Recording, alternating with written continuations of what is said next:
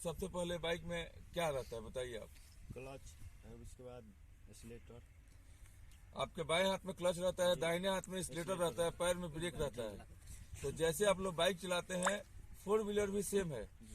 इसमें अंतर है कि बाइक आप हाथ से ऑपरेटिंग करते थे और 4 व्हीलर पैर से ऑपरेटिंग करना है, लेकिन सिस्टम सेम है। अब देखिए 4 व्हीलर में जितनी भी गाड़ियां हैं, टोटल गाड़ियां एक जैसी होती है, सिर्फ ट्रैक्टर छुड़ा के। ट्रैक्टर में फर्स्ट गियर जो होता है वो रिवर्स गियर लगता है, और बाद में की जितनी गाड़ियां हैं उसमें लास्ट गियर जो होता है वो रिवर्स गियर होता है। तो बाइक में जैसे आप लोग बाएं हाथ में क्लच है, दाहिने में एक्सीलेटर है, तो यहाँ देखिए अब नीचे में 3 दिया हुआ है। तो सबसे बाएं पैर के पास जो है वो क्लच है, ये वाला बाएं वाला क्लच है। जैसे बाइक में बाएं में क्लच है, यहाँ पैर में भी बाएं में क्लच है। और सबसे दाहिने में जो है, दाहिने में जैसे एक्सीलेटर रहता है, यहाँ दाहिने में भी एक्सीलेटर है और बीच में ब्रेक है। अब गाड़ी चलाना कैसे है, तो बाइक चलाते हैं तो आप सबसे पहले गियर लगाने के क्लच दाबते हैं तब गियर लगता है। इसमें भी वही चीज है कि क्लच दबाइएगा और गियर लगाइएगा। क्लच को आस्ते आस्ते छोड़िएगा और हल्का हल्का गियर लीजिएगा, गाड़ी मूव हो जाएगी, आगे बढ़ेगी। अब उसके बाद थोड़ा स्पीड होगा, 15 स्पीड होगा, तो फिर से क्लच दबाइए और 2 नंबर में दीजिए। ऐसे ऐसे स्पीड का जो घड़ी है, 15 स्पीड में गियर लगाइए, फिर 20 होगा तो गियर लगाइए, फिर 30 होगा तो गियर लगे, 40 में आप 4 नंबर 5 नंबर में लगा सकते हैं। तो ये जैसे बाइक में सिस्टम है, इसमें भी वही सिस्टम है। अब ऑपरेटिंग सिर्फ आपको पैर से करना है। तो हैंडल का मात्रा है तो हैंडल आपको, ये दोनों कांच का जो सिधाई है, इससे समझ में आता है कि मेरा गाड़ी सीधे चल रहा है कि टेढ़ा चल रहा है। और ये जो शीशा है पीछे दिखता है, सामने जो 2 शीशा रहता है उससे हम साइड देखते हैं। तो आप कभी भी गाड़ी चलाइए तो जैसे बाइक चलाते हैं सेम 4 व्हीलर वैसे ही चलता है, लेकिन सिर्फ यही सोचना है कि बाइक हम हाथ से ऑपरेटिंग करते थे, इसको पैर से करना है, डरना नहीं है। सबसे जरूरी इसमें होता क्या है पूरे 4 व्हीलर सीखने में, क्लच। क्लच को अगर आप कंट्रोल करना सीख लिए तो गाड़ी चलाने में कोई दिक्कत नहीं होगा। तो क्लच सबसे पहले आप कहीं भी ब्रेक मारिए तो क्लच दबाइए, गियर लगाइए तो क्लच दबाइए।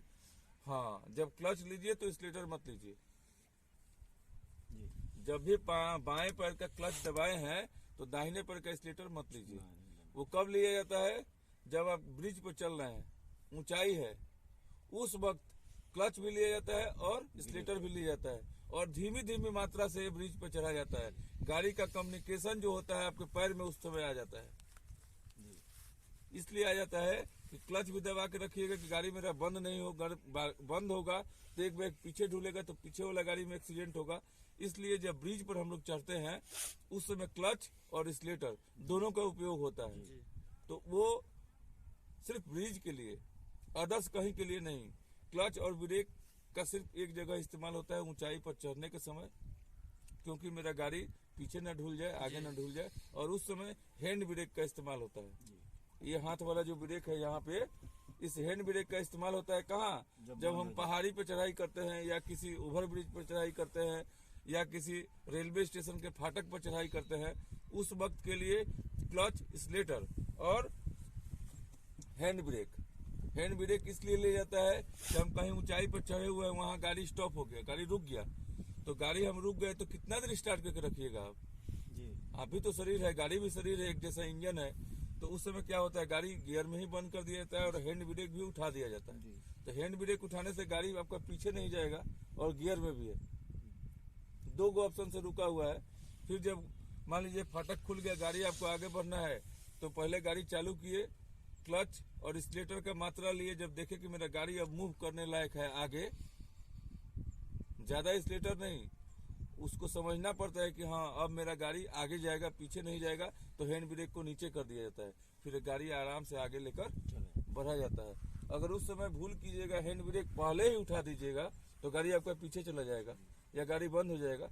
तो उस समय क्लच और एक्सीलेटर और हैंड ब्रेक का कमाल होता है, उसी पर सब ड्राइव करते हैं जितने भी ड्राइवर हैं। और गाड़ियां भले बेशक आप चेंज कीजिए, चाहे वो टाटा नैनो चलाइए या स्कॉर्पियो चलाइए या बोलेरो चलाइए, लेकिन सबका गियर सिस्टम एक होता है। एक गाड़ी आप सीखते हैं तो दूसरे गाड़ी पर बैठिए तो जाकर उस गाड़ी का इस गियर के फंक्शन को समझ लीजिए कि कितनी गाड़ी के गियर है, उस गाड़ी में कितना गियर है यहाँ लिखा रहता है। तो आप किसी भी गाड़ी में जाइएगा तो ये समझ में आ जाएगा कि हाँ, जैसे नैनो हम लोग चलाते हैं तो 5 गियर की है, ये वाली गाड़ी हम लोगों का 6 गियर की है, ऑल्टो जो है वो 4 गियर की है, 5वां गियर उसका रिवर्स लगता है। उसी तरह हर गाड़ी का गियर कम बेसी होता है। नई जो गाड़ियां हैं उसमें गियर ही नहीं है, ऑटो आ गई है, ठीक है। तो जब आप यहाँ बैठिएगा तो ये आपके समझ में आएगा कि हाँ, जिस गाड़ी पर हम बैठे हैं ये कितनी सिलेंडर की गाड़ियां हैं। सिलेंडर की जो गाड़ियां हैं कैसे पहचान में आता है, सामने का ढकना खोलिएगा, जितने जैसे मोटरसाइकिल में हम लोग जो प्लग साफ करते हैं ना, प्लग साफ करते हैं तो मोटरसाइकिल में देखिएगा 1 प्लग रहता है, डिस्कवर में देखिएगा 2 प्लग आता है, तो 2 सिलेंडर की गाड़ियां हैं। एक जो प्लग है 1 सिलेंडर की गाड़ी है। उसी तरह जब ढकना उठाइएगा तो उसमें कितना प्लग है उतना सिलेंडर का वो गाड़ी है। गाड़ी में सिर्फ एक बार आप समझ लीजिएगा ना तो ये एकदम इजीली है, साइकिल से भी बेहतर है, और सुरक्षा का लिहाजा से देखा जाए तो बाइक से बहुत बेहतर है 4 व्हीलर। बाइक पर बैठ के आप जैसे भी चला सकते हैं, लेकिन 4 व्हीलर पर बैठ जाइए तो आप समझ लीजिए कि हम लाट साहब के नाते हैं। क्या समझ लीजिए, लाट साहब के नाते हैं।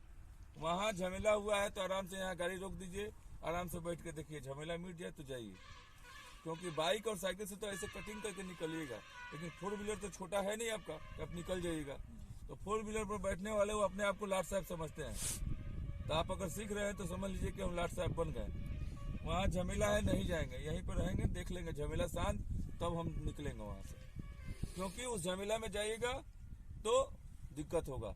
जो भी ऑनलाइन भी देख रहे हैं इस चीज को आप लोग ऐसे ही चलाएं ताकि आप लोगों को भी 4 व्हीलर नहीं चलाना आ जाए।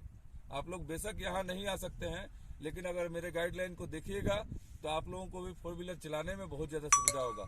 सारण एकेडमी से धन्यवाद आप सभी को, दर्शकों को भी धन्यवाद।